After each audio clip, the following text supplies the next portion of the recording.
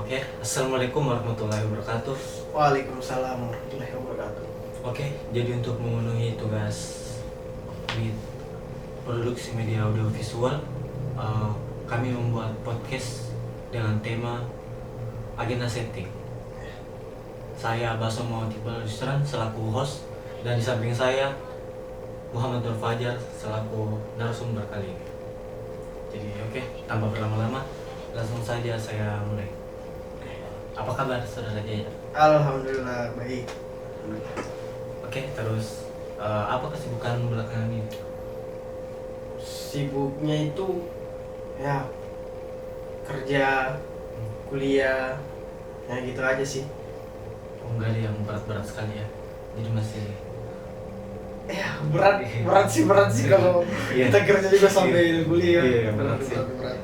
harus berwaktu lah. Iya, manage waktunya itu yang berat.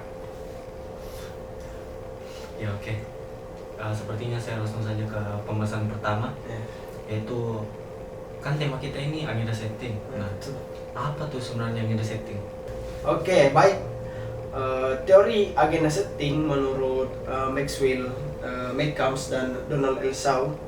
Teori ini menjelaskan bagaimana media massa dapat menentukan topik atau isu-isu yang dianggap penting oleh publik, sehingga publik cenderung lebih fokus kepada media-media yang disampaikan oleh media tertentu. Gitu. Nah, terus kapan nih teori agenda setting ini dikemukakan? Oh iya, baik. Jadi teori agenda setting dipublikasikan pada tahun 1972, yang dimana penelitian mereka pada saat pemilihan presiden di Amerika Serikat pada tahun 1968. Berdasarkan penelitian pada tahun 1998 ya. Oke, baik. Jadi kan ada nih teori framing. Nah, framing ini kan sering ketukar tuh sama agenda setting. Nah, Sering apa- disamakan iya. ya. Iya. Terus Susah ada tuh. dibedakan tuh. Nah, apa tuh bedanya agenda setting sama framing? Perbedaan dari framing dan agenda setting, Ya. saya jelaskan bahwa agenda setting berfokus pada bagaimana media tersebut menentukan topik yang penting untuk dibicarakan, sedangkan framing bagaimana media itu dibahas. Jadi simpelnya agenda setting itu tentang apa isu yang dibahas, sedangkan framing bagaimana isu itu dibahas. Oh iya. Bisa tangkap toh? Menarik, menarik. Nah, terus oke, saya melangkah lagi ke pertanyaan selanjutnya, Ya. yaitu secara umum siapa saja yang paling sering menjalankan agenda setting ini? Oke, yang paling sering menjalankan agenda setting tersebut yaitu yang biasa kita lihat di media-media platform seperti Instagram, Facebook, dan lain-lainnya, dan televisi-televisi nasional internasional yang sering kita juga lihat bahkan setiap hari. Tapi terlepas dari itu, kita juga adalah pelaku yang mengkonsumsi atau yang membuat agenda setting. Mengapa demikian? Karena kita kan sebagai seorang yang menggunakan platform media, terlepas dari itu kita melakukan juga agenda setting ketika kita membuat instastory. Contohnya kita membuat instastory foto atau video, yang dimana di dalam tersebut kita melakukan agenda setting karena kita dapat mengedit foto tersebut. Jadi foto tersebut tidak seperti realitas yang dimana sebelum di foto tersebut kita seperti ini dan setelah dimasukkan di media kita di dalamnya berbeda karena menggunakan visual effect dan sebagainya gitu. Oh iya. Saya lanjut lagi ke pertanyaan selanjutnya, yaitu apakah agenda setting dilakukan secara sadar oleh media atau terjadi begitu saja? Proses pembuatannya itu dengan kesadaran penuh, tidak ada yang seperti yang dikatakan tadi saudara Iqbal. Oh iya, baik. Nah terus seberapa kuat media dalam membentuk apa yang dianggap penting dalam masyarakat? Oke, jadi seberapa kuat media menentukan Apa yang dianggap apa penting? yang dianggap penting oleh masyarakat. Kayaknya bisa kita lihat pada berita-berita di televisi sekarang, media dapat mengetahui apa yang memang penting untuk diberitakan oleh publik. Jadi contohnya itu seperti isu-isu yang terjadi di Palestina, saudara kita Muslim di sana. Media tersebut mungkin mengangkat atau ingin menginformasikan, melaporkan ke publik bahwa ini sangat penting karena di Indonesia kan mayoritas orang Islam, di Palestina juga negara Muslim. Jadi mungkin suatu topik yang sangat penting dia angkat oleh media tersebut untuk disampaikan ke publik karena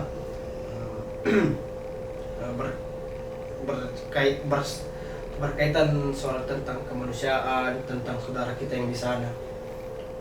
Kayak penting menurut saya.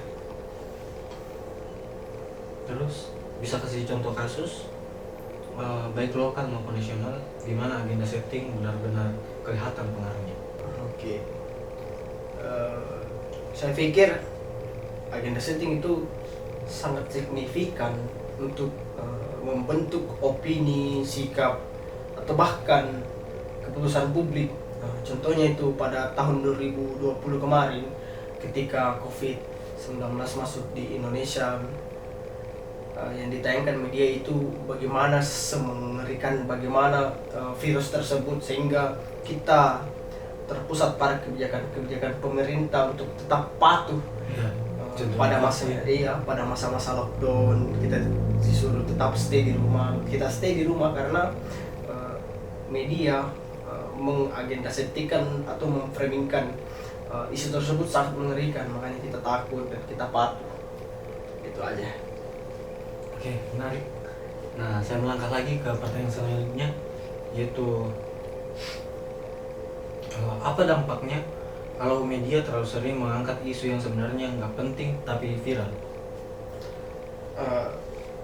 Saya pikir dampaknya adalah masyarakat menjadi muak karena maksudnya informasi-informasi yang tidak jelas atau bahkan tidak penting ditayangkan oleh media tersebut itu kayak suatu hal yang sangat sia-sia karena percuma media menayangkan isu-isu tersebut ketika isu-isu itu juga tidak sangat-sangat penting amat. Kayak, kalau bisa sih jangan, apalagi kan media. Iya, seperti contohnya kayak Gus Hasan kemarin ya. Ya, sangat tidak penting sekali dibahas. Itulah. Oke, saya melangkah lagi ke pertanyaan selanjutnya, yaitu media sosial sekarang juga bisa dianggap media. Apakah mereka juga punya peran dalam agenda setting? Iyalah, karena maksudnya seperti kita yang saya jelaskan tadi, kita ini adalah orang yang mengkonsumsi media-media platform toh.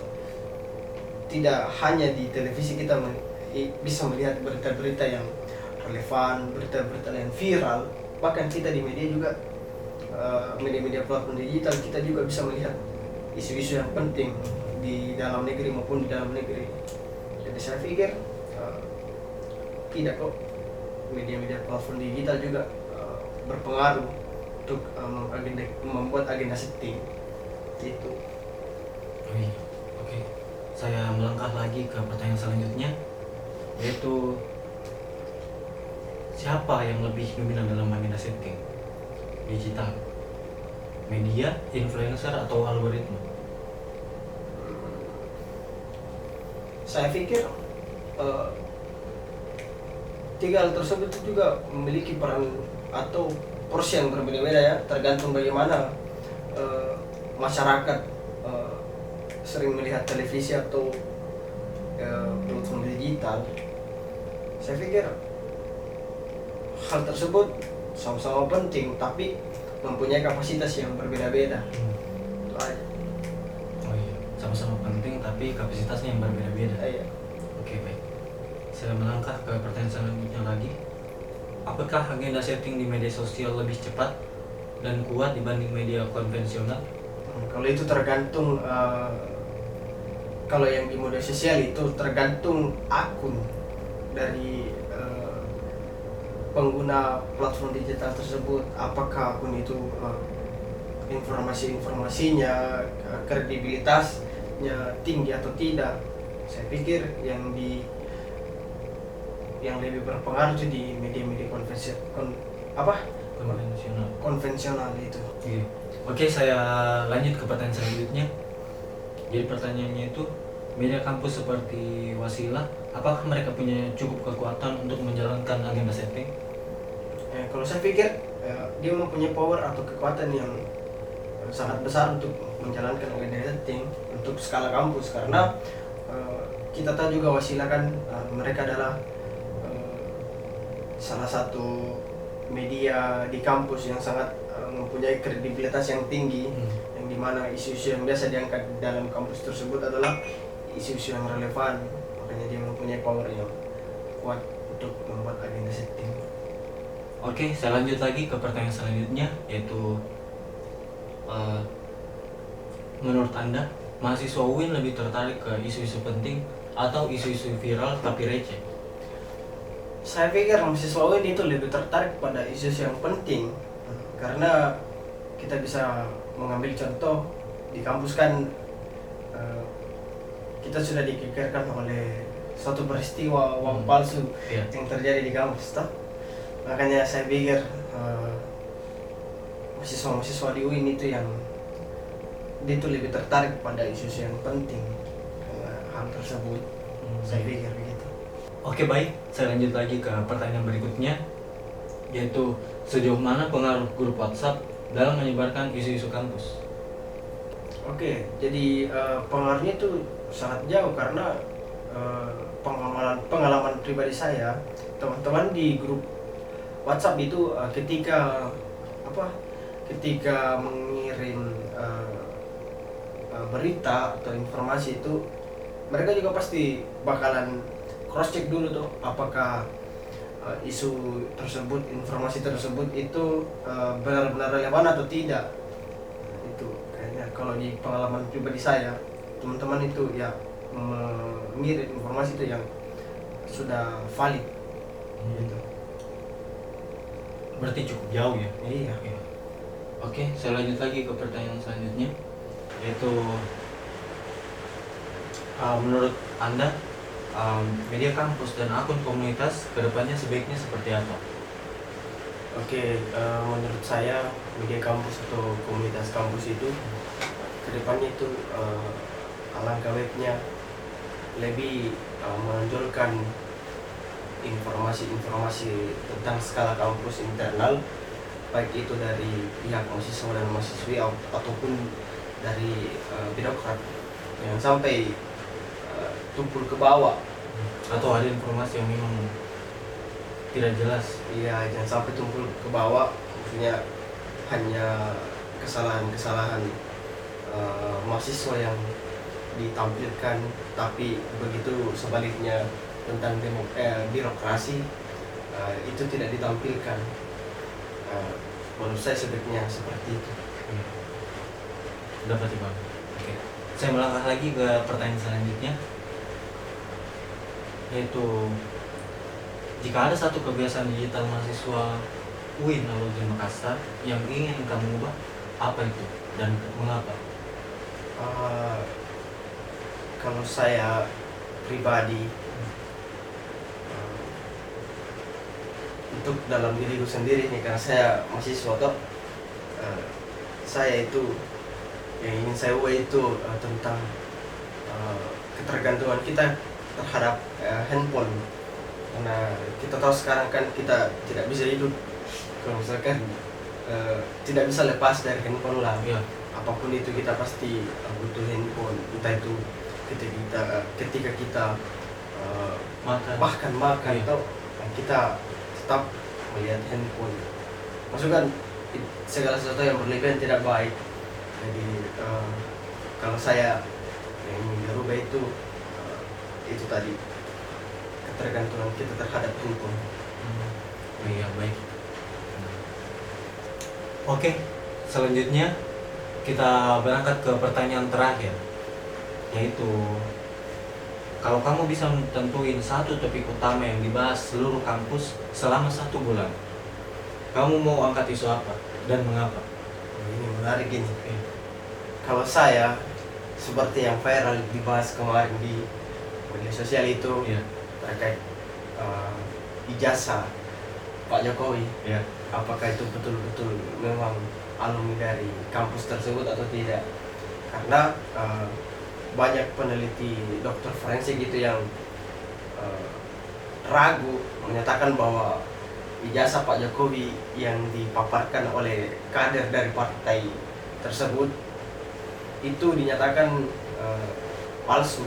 Karena beberapa alumni dari angkatan Pak Jokowi yang diklaim tersebut itu tidak mengakui bahwa Pak Jokowi itu pure alumni dari UGM. Makanya mungkin itulah hal topik atau informasi isu agenda setting yang asik ditayangkan selama 1 bulan ke depan. Karena masa sih seorang calon presiden hanya menunjukkan saja ijazah aslinya susah, padahal ini kan bisa menjadi persepsi publik yang buruk terhadap Pak Mulyono atau Pak Jokowi. Iya. Itu saya hal itu. Ya, itulah. Ya, dan juga saya ingin menambahkan bahwa memang foto lama yang Jokowi tunjukkan bahwa itu adalah dirinya, bahkan dibandingkan dengan sekarang itu letak hidungnya itu beda. Iya. Itu jenis hidungnya beda. Terus juga deskripsinya itu tahun 1985 itu sudah menggunakan Microsoft Word. Padahal pada tahun itu belum ada Microsoft Word. Ya.